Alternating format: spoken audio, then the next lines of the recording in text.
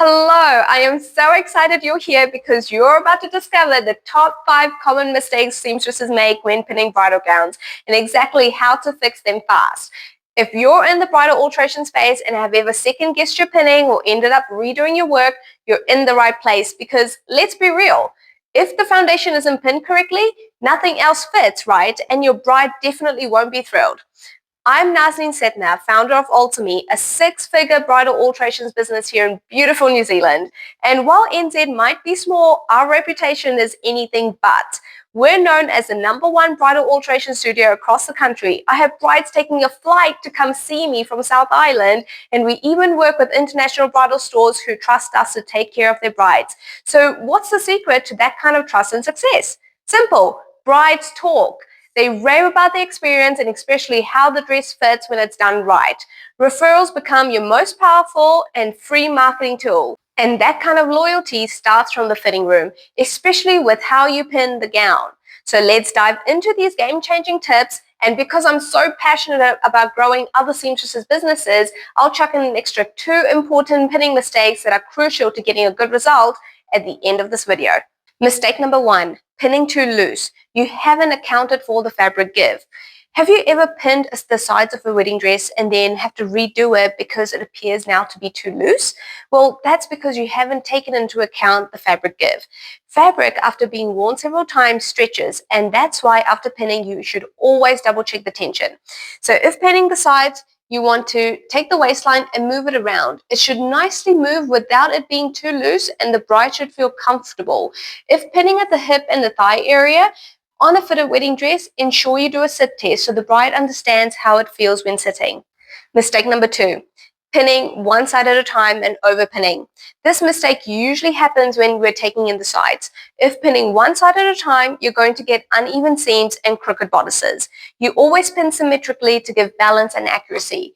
The way you do this is you pinch the dress at the waist first, because you'll notice brides usually tug at the waistline like this when the dress is too loose. So pinch both sides, and here you'll feel if you've taken even amounts on each side.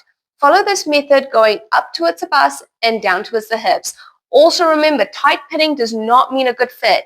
You're only going to ruin the fabric, and if anything, it confuses the alteration markings and distorts the final fit. You want to use fewer pins, but purposefully placed to give the bride the feel of what her dress will feel like after the alterations are done. Mistake number 3, pinning while the bride is in the wrong posture. The 2 main problem postures are at the shoulders and at the chest. The majority of the time, brides unknowingly will stand with the shoulders raised because they're likely to be anxious. You want to ensure when dealing with shoulder lifts or shortening straps that your brides have relaxed shoulders like this. Okay? You also want to make sure that she's standing in a relaxed position and not standing too upright with her chest out like this, because quite frankly, that's not how people stand. And you will want to guide her to be in her relaxed position and then start pinning the alterations. Mistake number 4, not accounting for the bride's undergarments or shoes. This is what you want to do when taking the appointment. If a bride is booked in to take in the dress, always ask whether they're planning on wearing any undergarments on the wedding day. And if they are, they need to bring them to the appointment. You want to make sure you pin the dress with the undergarments to get the absolute correct measurement.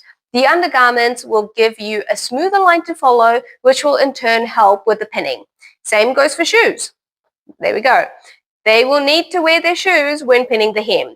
You cannot pin a hem accurately knowing only the heel height at the back, because remember, it's not only the height of the heel you need to consider, but also the height at the tip of the shoe right here. People usually forget this, but that can drastically change the height of the dress.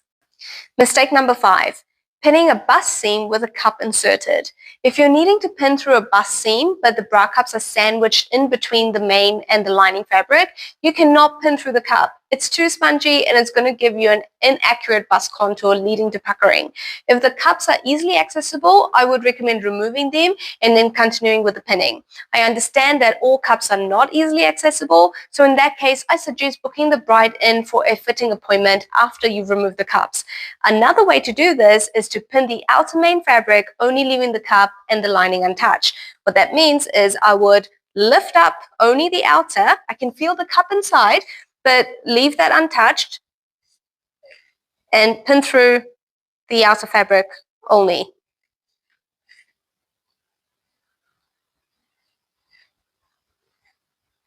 If doing this, I would inform the bride that yes, your lining will be taken in the same amount at the same time as well. It's a little bit of an advanced technique just because you'll start seeing that the lining, because you haven't taken the lining butt seam in, the lining will start popping out through here a little bit as well on some dresses depending on how much you're actually taking in. This is a bonus for you. Mistake number 6, pinning the hem first before upper adjustments.